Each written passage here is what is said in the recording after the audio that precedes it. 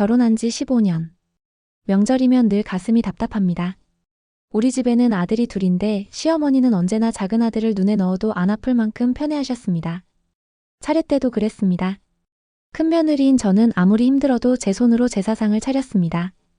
그런데 작은 며느리, 그러니까 제 동서는 차례가 있는 날이면 시어머니가 너는 가지 마라 하며 아예 집에서 쉬게 하셨습니다.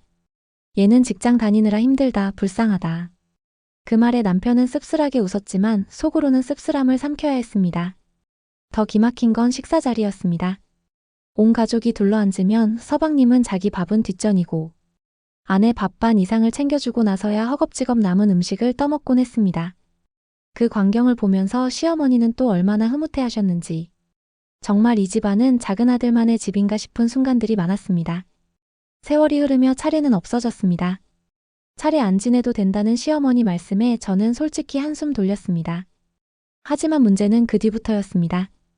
연휴 전날만 되면 작은 아들 부부는 연락 한 통 남기지 않고 여행을 떠났습니다. 예전에는 아이들이 어려서 명절마다 시댁에 맡기더니 요즘은 아이들도 크니까 아예 흔적도 없이 사라지는 겁니다. 연휴 내내 횡한 시댁. 빈집 같은 분위기에 마음이 짠해져서 결국 제가 음식을 해다 드렸습니다. 잡채, 갈비, 나물, 송편까지. 힘겹게 준비해 들고 가면 시어머니는 제 손 잡으며 눈시울을 붉히셨습니다. 그런데 문제는 거기서 끝나지 않았습니다. 제가 정성껏 해간 음식을 시어머니는 그대로 조카들을 불러 나눠 먹게 하셨습니다. 애들이 좋아하니까 얼마나 잘 먹는지 몰라. 그런데 그 자리에서 저는 또 자의반 타의반 조카들 용돈까지 챙겨주고 나와야 했습니다. 몇 년째 반복되다 보니 이젠 저조차 무뎌져 버렸습니다. 이번에도 우리 몫이겠지. 명절만 다가오면 자연스레 장바구니를 채우고 주방에서 꼬박 하루를 보냈습니다. 하지만 남편에게 넌지시 말했습니다. 여보, 이젠 좀 말해야 하지 않아? 왜 늘 우리만 이렇게 다 해야 해? 남편은 한숨을 내쉬며 대답했습니다. 여보 마음 이해해. 그런데 어머니 성격 알잖아.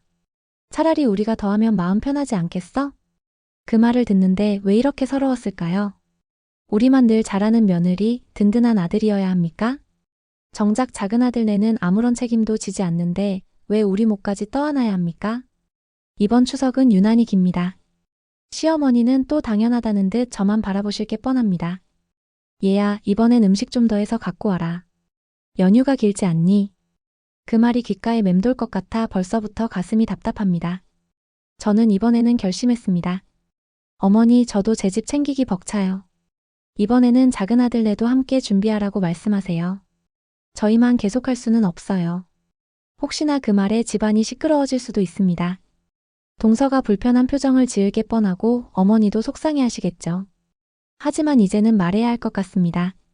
늘 빈집에 남겨진 건 우리 몫이었으니까요. 이제라도 제 목소리를 내야 제 마음이 덜 무너지지 않겠습니까?